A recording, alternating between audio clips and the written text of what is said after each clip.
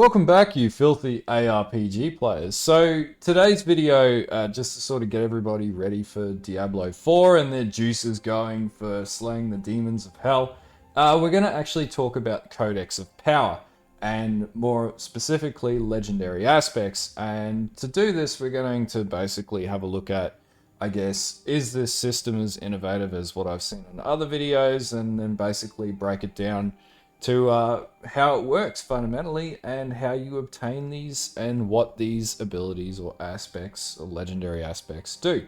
So anyway, let's get into that and break that down. Okay, so what is the Codex of Power? So basically, really simplistically, it is an enchant system, or similar to what Diablo 3 had, it's the ability to collate legendary powers. In this case, they're referred to as legendary aspects. So these range from all different sort of basic legendary skill modifiers that you'll find on legendary weapons themselves, as in Diablo 3, that will modify your skills or attributes to your abilities and so on and so on. And we'll do another video on a list of them, but I'll run through some examples later in the video. So fundamentally, the way that you get these is you complete dungeons, and there's about 120 unique dungeons from what we know so far, and you'll be able to collate legendary powers this way. Now, the caveat around the legendary powers, or the legendary aspects, if we want to call them that, is that they will be the lowest possible roll, which will mean getting them won't be the biggest advantage in the world when you could simply find the items. Now, the other thing is how rare are items to locate and identify. That's another question. And what I would basically look at legendary aspects as is more of a leveling factor to getting the skills you need to enable different build compilations, more than what you would play in the actual end game, because the goal would be to be able to get the best roll for the legendary aspect that'll enable the most power. The other thing to bear in mind with legendary aspects is the way and how it works, which I'll show you on screen now, is basically it re-rolls the legendary modifier on the items or weapons in your kit. What that means is that, you know, you might have a really well-crafted item and you'll be able to roll over the top of that to apply that legendary power, which is actually a really cool implementation. The other really cool thing about it is that it stays in basically a repository, or the codex, and then you can pull on this at any point in time, and this will affect other characters as well. So you could have a level 1 character and get the right rolls or legendary aspects, and then basically be able to kit that character straight up. These are all things straight out of the codex, straight out of the dev diary that was released as well. So this is actually a really good system, much better than Diablo 3. But it's actually not dissimilar to something that already exists in a bit of a different implementation, and that's actually the enchant system out of Path of Exile. So the way that the enchant system out of Path of Exile works is you complete what are known as lab, and you have 4 tiers of lab going all the way through up to Uber Lab, which used to represent the old playthrough system in the game until they had the 10x added in. And Uber being, you know, the completion of mapping and getting offerings of the goddess. Now, what that allowed you to do is basically get 3 different types of enchants for your items that were implicit enchants. And that's an enchant on your helm, which was skill modifying, generally. So mana reservation reduction, things like that, or increased reservation efficiency. And then or +1 to different skills or whatnot for projectiles and different things like that, which can actually be quite build defining and be a high spike in power. And then boot modifiers or enchants, which was an implicit on boots, and then implicits on your gloves, which quite frankly nobody really cares about, but you know, they're there anyway. This system that's being implemented in Diablo 4, and I know there will be people in the comments that will say, oh, it's whatever. This system is not in Diablo 2. This system was really crude in Diablo 3. It's done quite well in Diablo 4 from what I can see, but it is basically the same setup as Path of Exile. And arguably Path of Exile goes about it a different way, because in Diablo 4 we're not entirely sure if there will be a tradable market, whereas in Path of Exile there is always an active trade market. And so the better the enchant on an item, the higher the tier the enchant, that can actually result in the generation of in-game currency via trade. So this is something that's a little different in Diablo 4, which sort of indicates to me that there's not going to be an active trade market scenario, or not one of a great sort of level. Like, they are enabling trading, but I don't think it's going to be to the level of Path of Exile. Like, there's an entire currency market website being PoE Ninja and things like that. PoE is just more complex in this nature. And also, PoE is a very different game in that element. So this system, and I've seen this in a lot of videos, people going, this system's unique and whatever.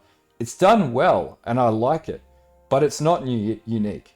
And realistically, it's just a variation, or it's taking a Diablo 3 system and applying a different type of treatment from Path of Exile to make it work. And this system was created by Path of Exile. Like, there is no argument there.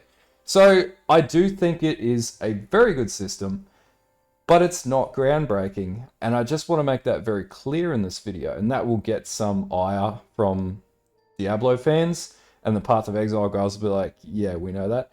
But I'm not saying it's bad. I actually think that there are things that Path of Exile could do and take notes from. For example, having more accessibility to the aspects, which is something that we don't get in Path of Exile. We have to basically rely on RNG to get the right rolls to be able to get those particular enchants that might be, you know, build defining, well, not build defining, but might give us that next power spike. I like the way that D4 takes it in an ease of access road, but the endgame in D4 is more based around exploration versus what the endgame is in Path of Exile, which is about pushing the limits of a build and generating currency, depending on what your endgame is, of course. So I do really like this codex system, but critically or objectively looking at it, it's not something that's not been done before. It's just being done a different and more innovative way, I guess, or not even innovative, it's just a different way to how it was done in Path of Exile. But it is very much a system that's in Path of Exile in a little bit of a different form. But it's a really cool system and I like it, and that's why I thought I'd talk about it. Okay, so the other thing to bear in mind is the aspect slot categories. So there's 5 different categories, and they are stacked between defensive, offensive, mobility, utility, and resource based. And depending on the type of item and the type of slot or aspect slot category, it'll dictate the type of enchant or aspect that you can craft on your item. So under defensive, you got helm, chest, pants, and amulet. Under offensive, you've got gloves, 1H weapons, 2H weapons, ring, amulet. Mobility, you can craft onto boots and amulet. Utility on helm, chest, boots, gloves, and amulet. Resource onto helm, ring, and amulet. And to be honest with you, I like this because there's a lot more of a robust approach than how it was done in Diablo 3. So you can have the potential to have a lot more sort of enchants there and whatnot. It's also, I actually like this compared to Path of Exile as well, because it actually does this a little better than Path of Exile, and it allows you to enchant onto, or to aspect craft onto, many more items, so you can have a bit more power creep, and also you can also add those build defining attributes, which we'll talk about in future videos around how builds will sort of be set up, that will enable very different play styles and build diversity, because the game is still very well corralled through a very limited number of skills. And so this is one way that you could sort of get some really cool interactions between the legendary aspects on your gear and the way that skills operate. So I really like this system, it's really cool. Alright, so as I said at the start of the video, we'd have a look at some of these aspect skills, or legendary aspects. So I'm just on Pure Diablo, which is actually quite informative so far to date. And yeah, just looking at the Codex aspect list, like just sort of sampling through, like number one, this is a really good source for figuring out what dungeon stuff's in, which we're going to have to do. So some of the things here, there are some skills that do apply to all classes, such as like Aspect of Disobedience, you know, enemies afflicted with damage over time deal X% less damage to you. So some of these skills look really cool. So basic skills gained, you know, 23 to whatever attack speed. Lucky Strike. So Lucky Strike is basically chance to hit in Diablo. When you hit a crowd control enemy, there's up to 30% chance for crowd control effects to spread while you have a barrier active, and it makes generic skills sort of classes of skills sort of linked to this system as well, which is really cool. Critical strikes grant movement speed on hit. Hammer of the Ancients, and this is the stuff that's really cool. So Hammer of the Ancient, this is for Barbarian in particular, you know, you do increased damage to all, so that's basically splash damage. Aspect of Brawler, I actually really like this one because I was going to do a video of potential builds. Enemies damaged by a kick or charge will explode if they are killed within the next 2 seconds, so basically an explodey effect. I really like that. So Earthquake on Leap, which was in D3. You know, a ground stomp has a reset on kick. So a kick Barian is gonna be. I'm gonna play a fucking kick Barian, honestly. Iron Skill makes you unstoppable. I don't know what unstoppable is yet. I'm pretty sure that's similar to Diablo 2 attribute, which was the skill unstoppable. I'm pretty sure. I like this. Fury gain increased Fury generation while all damage bonuses from Walking Arsenal are active. We can have a look at that at another point in time. So on the Druid, which would be my second pick, so Cycle and Armor also provides physical damage reduction. Gain 1 Spirit when you are struck as a werebear, so basically you could have perpetual werebearing. That's how I read that.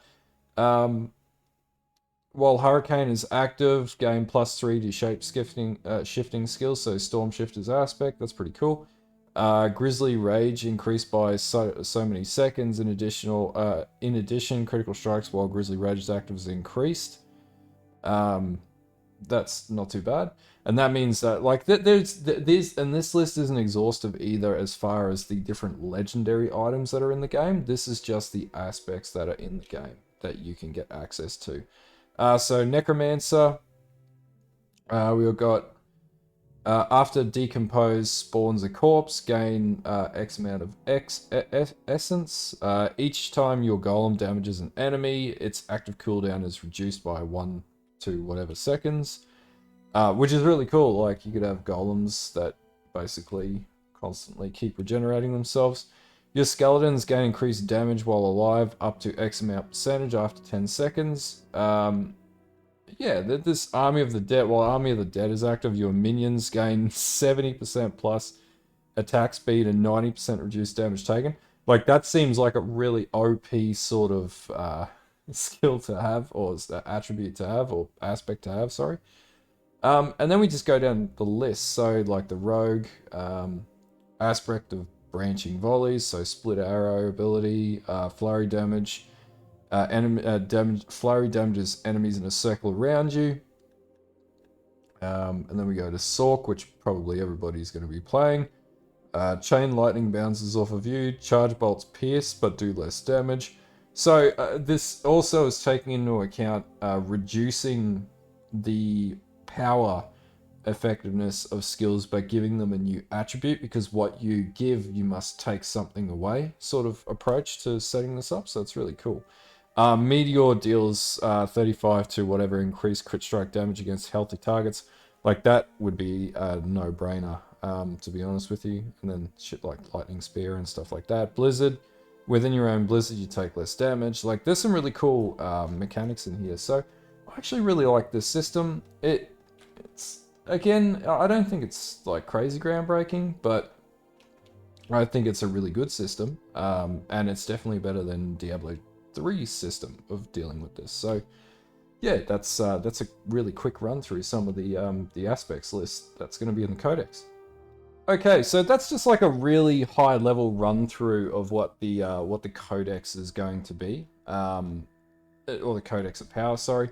Now, some people are going to get a bit salty in the comments around me mentioning Path of Exile. Well, this is a Path of Exile channel. I'll say that first and foremost. And also, like, if you look at it objectively, it really is a system that has been set up in PoE and has been sort of taken to D4 in combination with the system that was brought in D3 with the Legendary Power system. And for people who play D2, it wasn't in D2, so nobody can make that comment. Anyway, if you liked the video and you found it informative, drop me a like, drop me a sub, and don't forget to follow the Twitch. And I'll be playing the beta from the early access date because I was crazy enough to pre-order it, and live streaming and whatnot.